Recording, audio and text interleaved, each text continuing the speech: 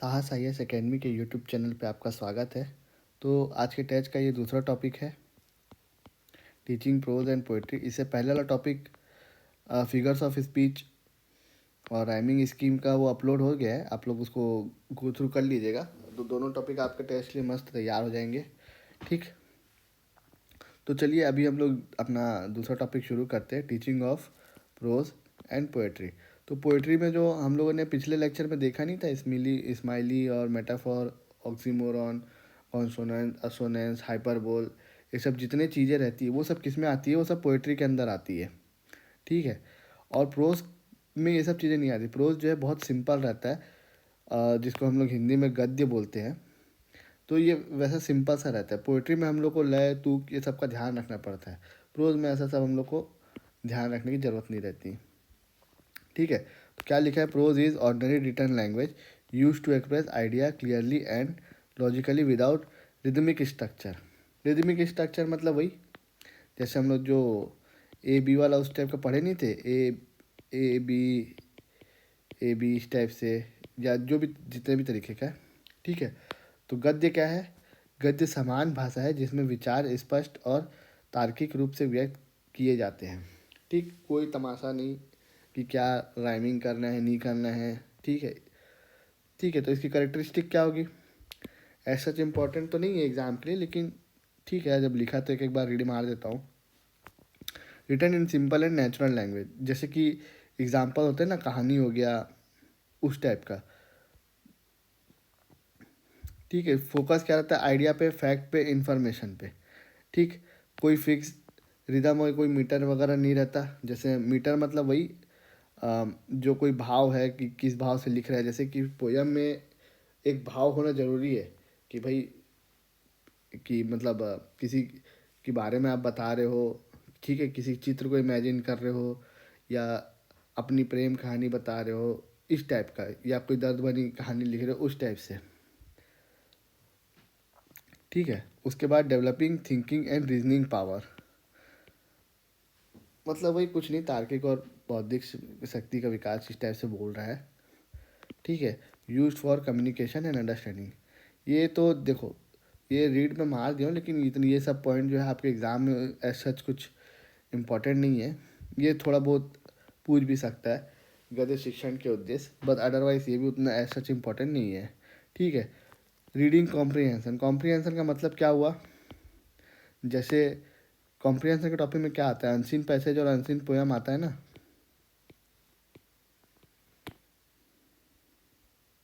तो पैसेज से क्या मतलब होता है, आपके बारे में कुछ चीज़, एक इन्फॉर्मेशन या कोई जैसे पैसेज दिया रहेगा, उसमें क्या लिखा है आप उसका मतलब पढ़ के नीचे जो क्वेश्चन है उसका आप आंसर देंगे। तो किसी चीज़ को समझ लेना, ठीक है, उसका उत्तर दे पाना, इन सब चीज़ें के लिए एक शब्द का इस्तेमाल कर दिया गया, कॉम्प्रीहेंशन। ठीक है, और कुछ नहीं। ठीक है, अपनी शब्दावली और जो आपका सेंटेंस बनाने का तरीका है उसको एक संरचना, उसको मतलब और अच्छे से सिखाना इस टाइप से। ठीक है, to enrich vocabulary and sentence structure. ठीक है, उसके बाद आगे क्या बोल रहा है, to improve speaking and writing skill, to convey ideas value and information, to develop logical thinking. ये सब देखिए उतना ऐसा कुछ इंपॉर्टेंट नहीं है, एग्ज़ाम से पहले एक दो रीडिंग बस मान लेना हो जाएगा, वैसे तो पूछने वाला भी नहीं है। ठीक है, उसके बाद क्या बोल रहा है, ये गद्य पाठ की तैयारी करने के लिए एक टॉपिक है। ठीक है, इसको देखते हैं, प्रिपरेशन फॉर टीचिंग प्रोज। ठीक है, टीचर्स का प्रिपरेशन मतलब वही टीचर द्वारा क्या किया जाएगा वो। Thorough reading of lesson, thorough reading मतलब जैसे कि सरसरी तौर पे जो एक चैप्टर जो आप पढ़ रहे हैं ना उसको पढ़ाना, उसको मतलब जो चैप्टर एक कोई चीज़ लिखा हुआ है उसका एक सरसरी तौर से एक बार उसको पढ़ना। ठीक है, उसके बाद सिलेक्शन ऑफ डिफ़िकल्ट वर्ड्स, जो कठिन लग रहा है उसका मतलब बता देना। ठीक है, वो क्या उसका मतलब है, यहाँ पे क्यों यूज़ हुआ, इस टाइप से बता देना। ठीक, और स्टूडेंट की तरफ से क्या तैयारी रहेगी, जो उसके पास पहले का जो भी नॉलेज रहेगा वही उसकी तैयारी रहेगी, और उसको थोड़ी क्या पता रहेगा, और तो उसकी तरफ से कुछ नहीं। दूसरा है मोटिवेशन, ये मोटिवेशन बड़ी इंपॉर्टेंट चीज़ है, क्योंकि बिना इसके जो आपका एक्विजिशन है, कुछ भी चीज़ जो ग्रहण करने का जो आपका वो है, वो फिर नहीं हो पाता है। इसको हम लोग एक्विजिशन के अंदर पढ़े भी थे, अगर आपको याद होगा तो।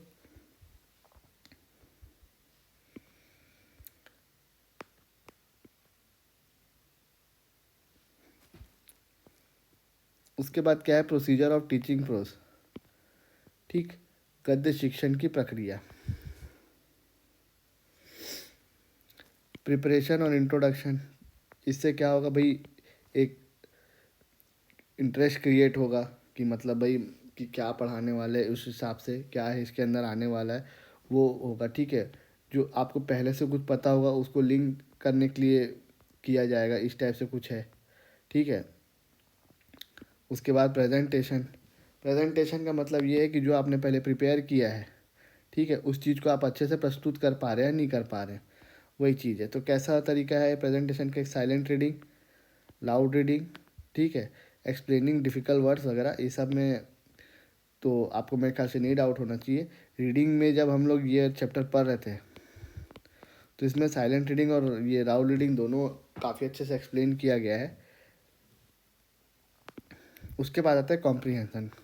कॉम्प्रीहेंसन का मतलब ही देखो, जैसे मैं थोड़ा सा पहले वही बताया था, वही क्वेश्चन आंसर लिखा हुआ है, जो कुछ चीज़ लिखी होगी उसको समझना है आपको और उसका आंसर वगैरह देना है, यही जो है वो कॉम्प्रीहेंशन होता है।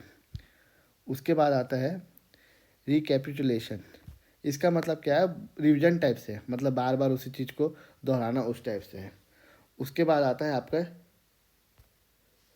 Teaching poetries.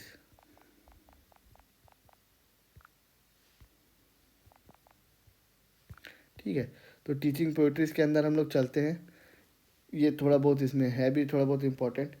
तो पोइट्री का मतलब क्या है, जो चीज़ें हमने अभी पढ़ी थी पिछले लेक्चर में, वही सब चीज़ें पोइट्री में क्या है होती है, ठीक है। तो गद्य में और पोइट्री में क्या अंतर होता है कि कविता में हम लोग चीज़ों को, एक कोई जो बात हम लोग उसको बोल रहे हैं उसको एक अच्छे तरीके से बोलते हैं, जैसे सुर, मतलब एक लय रहता है, तुक रहता है, तो उसी चीज़ को आर्टिस्टिक वे से, आर्टिस्टिक वे से मतलब कलाकारी दिखाना अपना, तो वही चीज़ है।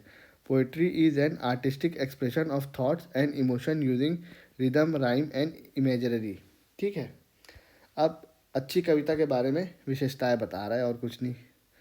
Rich in rhythm and rhyme, ठीक है, लय और तुक। लय मतलब क्या होता है कि कोई आपने जैसे पोयम की जैसे पहली लाइन ऐसे लिखी, ठीक है, और ये रही उसकी दूसरी लाइन, तो ये जो यहाँ से यहाँ तक जो आप चीज़ लेके जा रहे हो, उसमें एक बोलने का, शब्द का एक रिदम और एक वो फ्लो होना चाहिए, उसी चीज़ को क्या बोलते हैं, लय बोलते हैं। और तुक मतलब होता है जो लास्ट के जो वर्ड है, जैसे जो हम राइमिंग स्कीम हमने नहीं पढ़े थे, उसके बारे में आपको बोल रहा है, ठीक।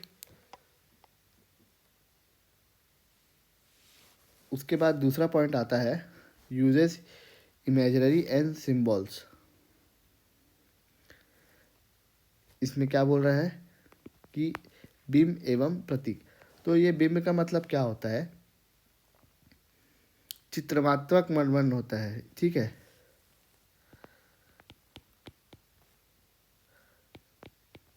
चित्रात्मक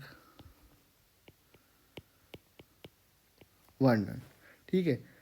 जैसे कि मैं आपको कोई लाइन बोल रहा हूँ, यहाँ पे जैसे कोई लाइन में अगर लिख रहा हूँ, उसको आप इमेजिन कर पा रहे हो नहीं कर पा रहे हो, वही चीज़, जैसे कि जैसे कविता में मैं लिख रहा हूँ,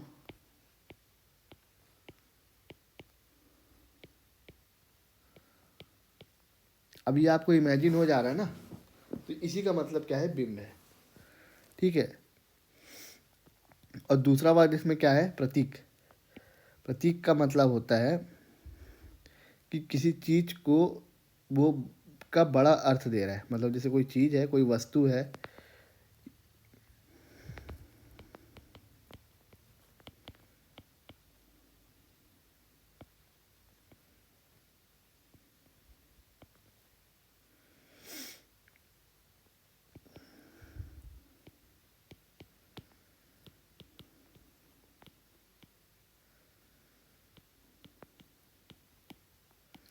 का बड़ा रूप दे रहा है, जैसे कि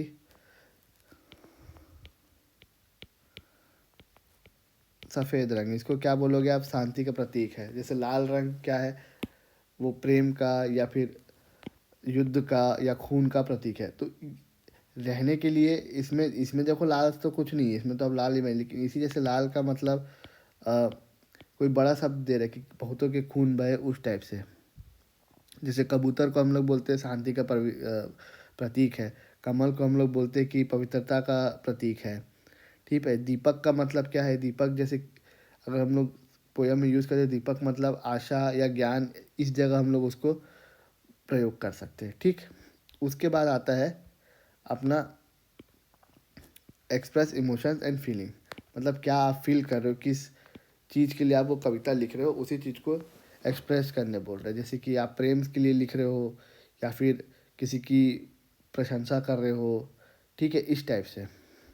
और म्यूजिकल एंड एस्थेटिक, संगीतात्मक का मतलब वही है कि जो लय और तुक है वो सब मस्त बना रहे और कुछ नहीं। ठीक है। अब उसके बाद बोल रहे हैं ऑब्जेक्टिव ऑफ टीचिंग पोएट्री। तो कुछ मेन तो यही सब पॉइंट है कि क्या है कैसा है। बाकी ऑब्जेक्टिव ऐसा जो तो इम्पोर्टेंट नहीं है। एस्थेटिक सेंस का डेवलप करना, ठीक है, और इमोशन को कल्टीवेट करना, ठीक है, to improve pronunciation and rhythm, to develop imagination, ये सब जो मतलब आपकी पोइट्री के ऑब्जेक्टिव है। ठीक है। तो अब अगला टॉपिक देखते हैं, ऑब्जेक्टिव एट प्राइमरी लेवल, मतलब जो छोटे बच्चों के लिए उस टाइप से उसका क्या ऑब्जेक्टिव है। तो enjoyment of rhythm and rhyme, correct pronunciation वगैरह, सिंपल वोकेबलरी, इस टाइप से।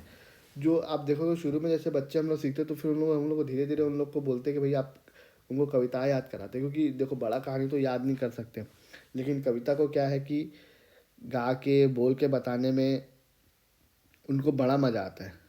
जैसे जॉनी जॉनी यस पापा का अगर जैसे कोई कहानी लिख दे तो नहीं याद कर पाएगा, मज़ा भी नहीं आएगा उसको। छोटे बच्चों के अरे ये सब क्या हो रहा है बोलेगा बेचारा, अगले दिन से स्कूल आना बंद कर देगा।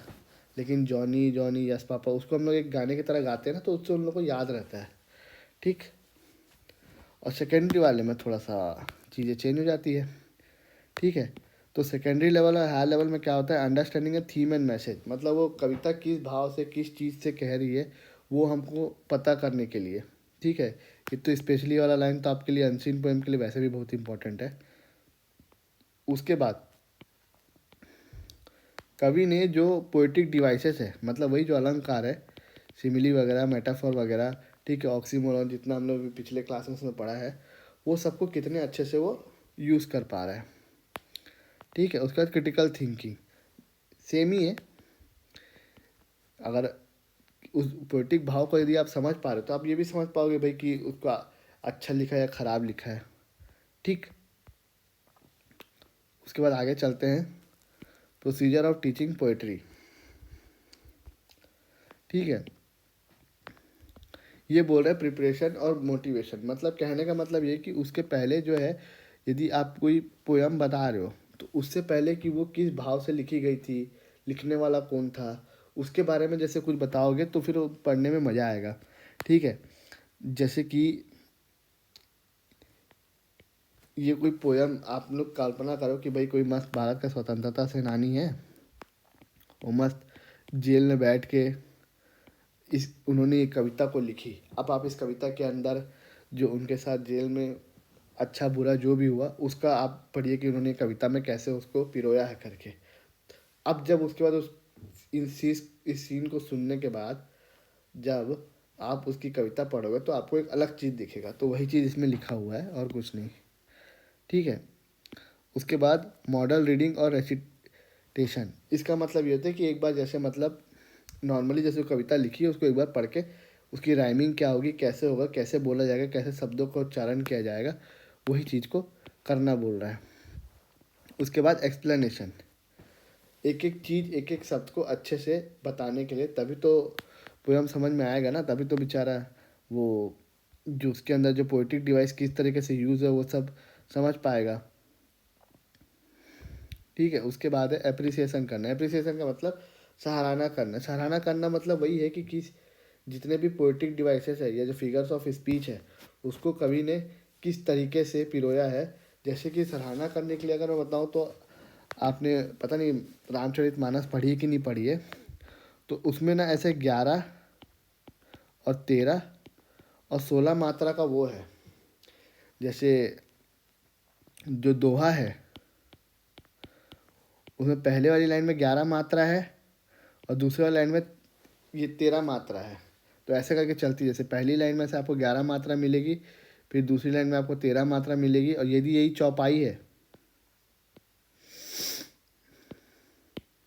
तो उसमें आपको 16 मात्रा लिखेगी। और सच में अगर आप उसको ये जो पूरे पूरे रामचरितमानस में ये चीज़ें कहीं पे भी मतलब तुलसीदास जी ने गलती नहीं की है। आप कोई सा भी दोहा उठा के देख लो, उसमें आपको 11 और 13 मात्रा का जो वो है वो कभी नहीं मिलेगा। मतलब वो अपने आप में आप उसको पोयम बोलोगे कि वो मैथमेटिकली भी इतनी सुंदर तरीके से उन्होंने वो चीज़ें लिखी हुई है ना, वो चीज़ें तो जैसे आप जब आपको उसको पता रहेगी तब आप उस चीज़ की सराहना भी कर सकते हो। ठीक है, और इसका तो मतलब मैं बता ही दिया था, बार बार दोहराना ये रिवीजन टाइप से। ठीक है, उसके बाद होता है कॉम्प्रिहेंशन। इसमें भी कुछ चीज़ नहीं है, जो चीज़ लिखी हुई है उसका मतलब समझना, और उसके बाद यदि कोई प्रश्न उसने पूछा गया तो फिर उसका वो बताना। ठीक है, उसके बाद इसमें टाइप्स बताया हुआ है किसका,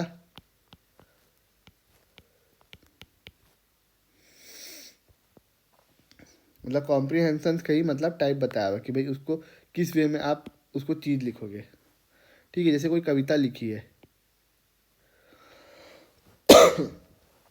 उसका शाब्दिक अर्थ क्या है, वो हो गया लिटरल इंटरप्रिटेशन। ठीक है, सॉरी लिटरल कॉम्प्रिहेंशन। और ये इम्परेटिव मतलब क्या है कि जो चीज़ उससे लिखा है उससे आपको क्या समझ में आ रहा है, वो चीज़ क्या दर्शा रही है। ठीक है, और उसके बाद क्रिटिकल कॉम्प्रिहेंशन मतलब वही कि जैसे हम लोगों ने अभी पढ़ा नहीं था कि इन्होंने जो पोएट्रिक डिवाइसेस का किस तरीके से यूज़ किया है, क्या है उस टाइप का। ठीक है, उसका स्ट्रक्चर बताया है पोएट्री का कि 2 लाइन वाली पोएम है तो क्या है कैसी है, फिर ये 3 लाइन वाली पोएम मतलब 3 3 करके लाइन में चलेगी। ठीक है, उसके बाद ये 4 4 लाइन वाली पोएम है, जैसे मेरे ख्याल से रानी लक्ष्मीबाई वाली शायद 4 लाइन वाली पोएम है। 6 लाइन वाली पोएम क्या हो जाएगा, ये इस टाइप की 6 6 लाइन वाली, और कुछ नहीं, 8 में 8 हो जाएगा। तो ये क्या है, स्ट्रक्चर है। फिर इसी में जैसे इसकी राइमिंग स्कीम भी पूछेगा तो इसकी राइमिंग स्कीम कुछ भी हो सकती है।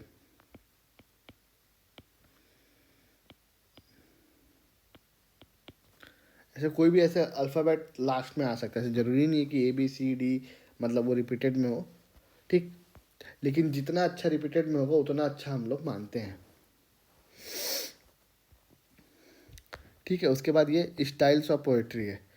लिरिक का मतलब ये है कि इसमें ना आपका एक भाव जुड़ा होगा, वो भाव कुछ भी हो सकता है, जैसे प्रेम का हो सकता है। ठीक है, कुछ अपना अनुभव हुआ उसका हो सकता है। तो ये क्या हो गया आपका लिरिक वाला। इसमें मतलब कुछ ना कुछ भाव जुड़े, जैसे रस हम लोग बोलते हैं ना, श्रृंगार रस, उस टाइप का कुछ इसमें रस जुड़ा होगा। और नैरेटिव मतलब एक कहानी टाइप से बताया चलेगा, मतलब कहानी को कविता का रूप दिया जाएगा। ठीक है, और उसके बाद डिस्क्रिप्टिव। डिस्क्रिप्टिव मतलब किसी सीन के बारे में बताया जाएगा, किसी सीन को अम, जैसे रामायण में भी आप देखोगे ना, मतलब उसमें जितने भी वो कांड लिखे हैं वो सब एक एक सीन को टाइप से दर्शाते हुए उस सीन को अगर कविता में पिरोया जाए तो उस चीज़ का है डिस्क्रिप्टिव का मतलब। लिरिक का मतलब में क्या है, उसमें भाव जुड़ा होगा। नैरेटिव का मतलब कहानी को पोयम के माध्यम से समझाया जाएगा। और डिस्क्रिप्टिव मतलब किसी सीन को या किसी ऑब्जेक्ट को डिस्क्राइब करते हुए उसके बारे में कविता लिखी जाएगी। ठीक, अब इसको तो जस्ट का तस याद रख लेना कि ओड मतलब किसी की प्रशंसा का गीत है। ये एलिगी मतलब दुख वाला है। ठीक है, सोनेट का मतलब कुछ याद मत रखना, जैसे 14 पंक्ति वाली होती है, इसमें 2 है, एक तो इटालियन की जिसको पैट्रेचन बोलते हैं, और एक शेक्सपियर का सोनेट है। ठीक है, उसके बाद ये बैलेड कुछ नहीं, एकदम सिंगल सिंपल टाइप से नैरेटिव रहता है। और एपिक मतलब थोड़ा सा जिसकी कविता में जिसके बारे में हम लोग कोई अच्छे से बता रहे, जैसे रानी लक्ष्मीबाई का जो पोयम है ना उस टाइप का। उसके बाद लास्ट ये 2 चीज़, ये थोड़े से विशेष टाइप के काव्य रूप है। कुछ याद मत रखना, मतलब इसमें जो बस क्या है कि वही बस याद रख लेना। ठीक है, तो पहला क्या है, एक्रोस्टिक, पहला लेटर जो है वर्ड फॉर्म करता है, प्रत्येक पंक्ति का पहला अक्षर शब्द बनाता है, मतलब जैसे कोई एक शब्द लिखा रहेगा वही जो है उसका वो पहला चीज़ बनाएगा, ठीक है। और दूसरा जो है ये हाइकू, 3-3 लाइन की जैपनीज़ पोएम रहती है और कुछ नहीं, इस टाइप से। तो चलिए इतना ही है। ऑल द बेस्ट टेस्ट के लिए।